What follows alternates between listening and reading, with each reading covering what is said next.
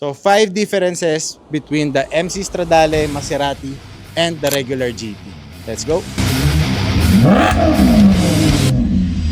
So the first difference between the MC and the GT is the styling.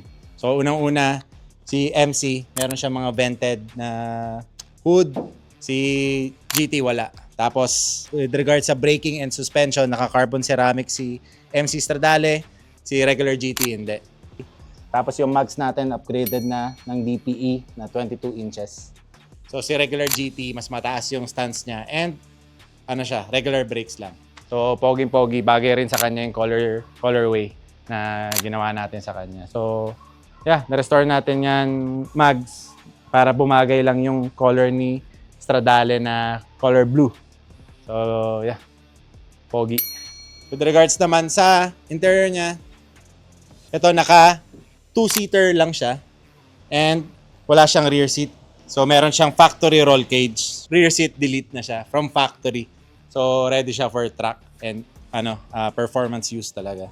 So mapapansin nyo dito, wala siyang cambio sa gitna. So yung regular GT, meron siyang cambio dito. So yung shifting niya 0.60 milliseconds lang. So less than 1 second pagka nag-shift ka. So sobrang sarap niyang i-drive compared kay regular GT na 7-speed automatic transmission lang na medyo jerky.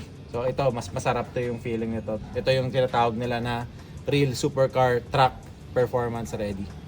Si MC Stradale features a more lightweight na bucket seats. So naka 4-point harness din siya na seat belt. So pag nakaupo ka dito, para ka rin nakaupo sa Enzo. So very very special to. And alam ko parang 250 pounds lighter than the regular GT.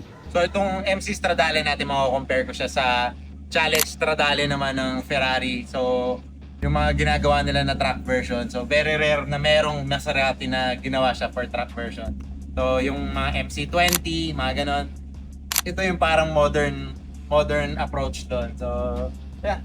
Tapos sa engine naman, si regular GT is 4.2 liter. Ito naman is 4.7 liter. So, halos same na siya sa 458 and 430. So, ang ganda niya talaga tumunog. So, sound check. Ito yung tunog niya.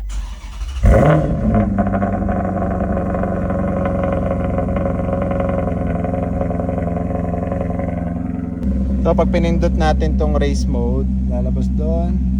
Race. Ayan. So, check out natin yung sound.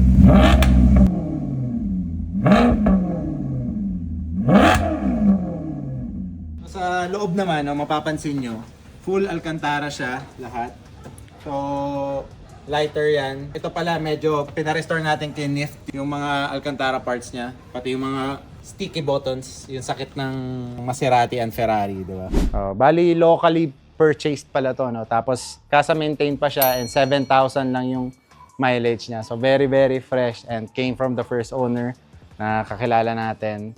So siya ang nagpa-ubaya para makuha natin tong first supercar natin to. So ito yung nabili natin na sobrang saya natin. All stock to, hindi lang yung mags. Yan lang yung modification na ginawa sa kanya. Rather than that, sobrang all stock niya. Sawa ka na sa Ferrari, sa Lambo, o gusto mo maiba, pero gusto mo pa rin ng special ka. So baka para sa itong Maserati MC Stradale natin.